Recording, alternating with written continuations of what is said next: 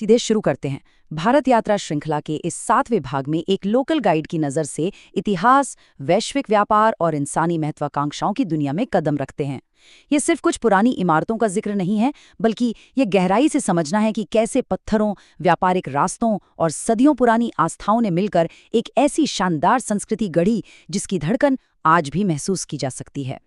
तो चलिए आज के सफर का नक्शा देख लेते हैं। पहला है Kochi, crossroads of global trade. उसके बाद Agra, ambition in red sandstone. फिर secret waters and floating stones और अंत में दिल्ली, 8 सिटीज इन 1। पहला पड़ाव Kochi, crossroads of global trade. Malabar तट पर बसे कोच्चि की बात करें तो जरा कल्पना कीजिए, 14वीं सदी के विशाल चीनी फिशिंग नेट्स आज भी यहाँ के बंदरगाह पर लहरों के साथ उठते और गिरते हैं। दिलचस्प बात यह है कि ये व्यापारिक जहाज सिर्फ सामान नहीं, बल्कि दुनिया भर की संस्कृतियां भी अपने साथ लाए। अरब, चीनी, पुर्तगाली और डच व्यापारियों ने फोर्ट कोच्चि को एक सच्चा ग्लोबल हब बना दिया। यहाँ 1568 का परदेसी सिनेगॉग मौजूद है और उसी के ठीक बगल में औपनिवेशिक चर्च, हिंदू मंदिर और मस्जिदें भी खड़ी हैं। यह इस बात का बेहतरीन उदाहरण है कि कैसे ग्लोबल ट्रेड ने एक बेहद सहिष्णु और मिलीजुली संस्कृति को जन्म दिया। और हाँ, यहाँ की संस्कृति सिर्फ इमारतों तक सीमित नहीं है। मट्टनचेरी पैलेस की दीवारों पर रामायण की जो कथाएं उकेरी गई हैं, वे पारंपरिक कथकली नृत्य के जरिए आज भी जिंदा हैं। इसमें जो मेहनत लगती है वो वाकई कमाल है। कलाकार स्टेज पर जाने से पहले घंटों तक बेहद बारीकी से अपना मेकअप करते हैं। ये कोई आम परफॉर्मेंस नहीं है, बल्कि एक पूरा आध्यात्मिक रिचुअल है, जहाँ चेहरे के रंग और हावभाव मिलकर सदियों पुराने महाकाव्यों को बिल्कुल जीवंत कर देते हैं। अब तटीय इलाकों की इस चहल पहल से थोड़ा दूर अंदरूनी भारत की तरफ चलें तो एक बड़ा सवाल जहन में आता है। जब शाही ताकत और इंसानी महत्वाकांक्षाएं अपने चरम पर होती हैं, तो वे खुद को ठोस पत्थरों में कैसे ढालती हैं? Agra, ambition in red sandstone. Agra की बात करें तो मुगल काल का यह शहर राजस्थान से लाए गए लाल बलुआ पत्थर पर उकेरी गई शाही महत्वाकांक्षा की एक जीती जागती कहानी है। और ये कहानी आज भी कितनी असरदार है, इसका अंदाज़ा इस नंबर से लगाया जा सकता है, 80 लाख। जी हाँ, हर साल 8 मिलियन लोग सिर्फ ताजमहल की बेमिसाल वास्तुकला को देखने यहाँ आते हैं। ये विशाल आंकड़ा ही अपने आप में इस बात का सबूत है कि इन ऐतिहासिक स्मारकों का जादू आज की आधुनिक दुनिया में भी पूरी तरह बरकरार है। लेकिन इतिहास सिर्फ ताजमहल तक सीमित नहीं है। यहाँ के स्थानीय बाजारों में कदम रखते ही एक अलग ही ऊर्जा महसूस होती है। हवा में तैरती ताज़े भुने मसालों और ताज़ा पकी हुई ब्रेड की महक, पारंपरिक मिठाइयों की खुशबू और दुकानों पर सजे रंग बिरंगे कपड़े, ये सब मिलकर आगरा को महज पत्थरों के शहर से निकालकर एक जीवंत अनुभव में बदल देते हैं। और जो भी यहाँ आता है वो इतिहास को सिर्फ देखता नहीं है, बल्कि उसे पूरी तरह से जीता है। हालांकि इसी भव्यता के पीछे एक बेहद दर्दनाक कहानी भी छिपी है। 1565 में सम्राट अकबर ने 38 हेक्टेयर में फैला विशाल लाल किला बनवाया था, जो सत्ता का केंद्र था।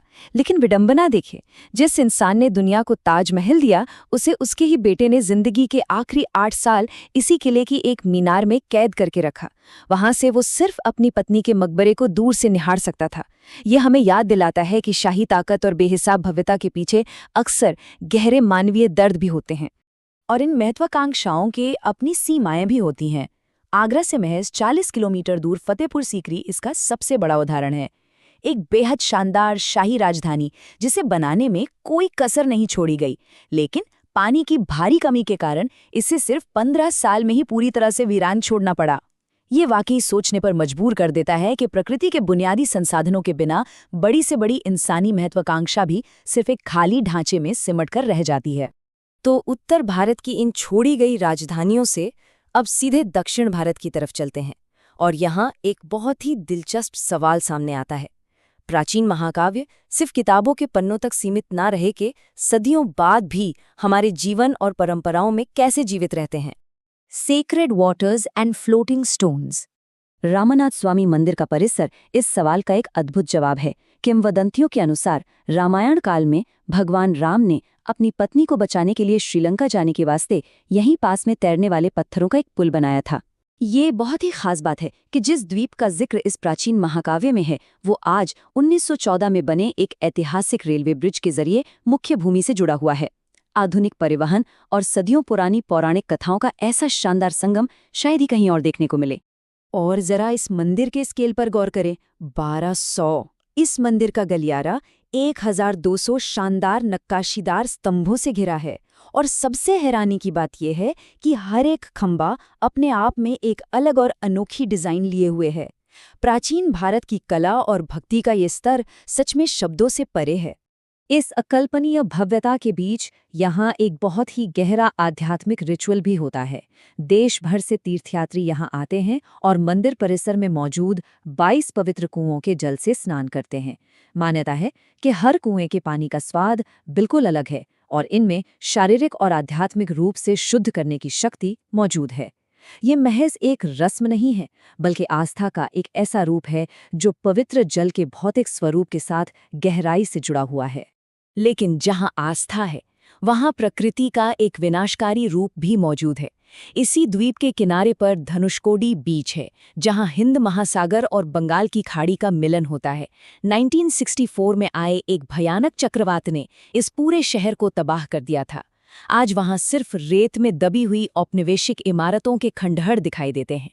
ये नज़ारा हमें बहुत ही विनम्रता से याद दिलाता है कि समय और प्रकृति की ताकतों के सामने इंसान और उसकी बस्तियां कितनी नाजुक हैं। अब चलते हैं अपने आखिरी पड़ाव की ओर, दिल्ली 8 सिटीज इन 1।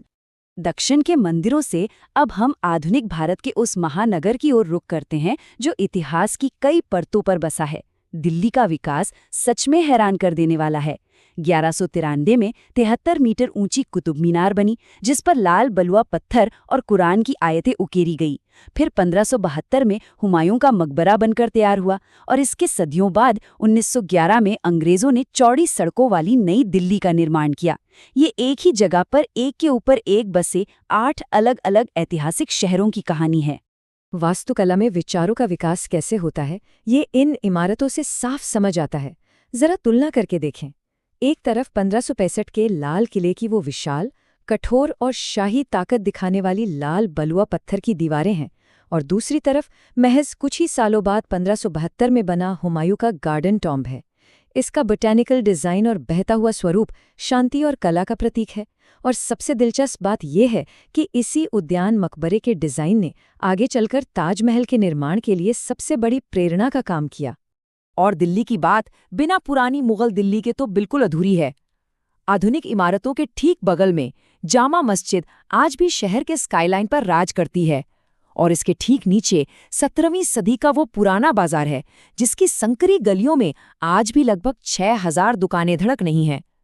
मसालों की तेज महक और आभूषणों की चमक ये साबित करती है कि ये प्राचीन बाजार आज के आधुनिक समय में भी अपनी पूरी ऊर्जा के साथ जीवित है। इस पुराने और नए के बीच की दूरी को जो चीज़ सबसे शानदार तरीके से काटती है वो है दिल्ली मेट्रो। लगभग 350 किलोमीटर लंबे इस नेटवर्क पर रोजाना 40 लाख यात्री सफर करते हैं। ये सिर्फ ट्रांसपोर्ट का जरिया नहीं है, बल्कि एक ऐसी लाइफलाइन है जो इतिहास के इन सभी 8 शहरों को आज की तेज रफ्तार जिंदगी के साथ एक सूत्र में बांधती है। प्राचीन महत्वाकांक्षा और आधुनिक उपयोगिता का क्या गजब का तालमेल है।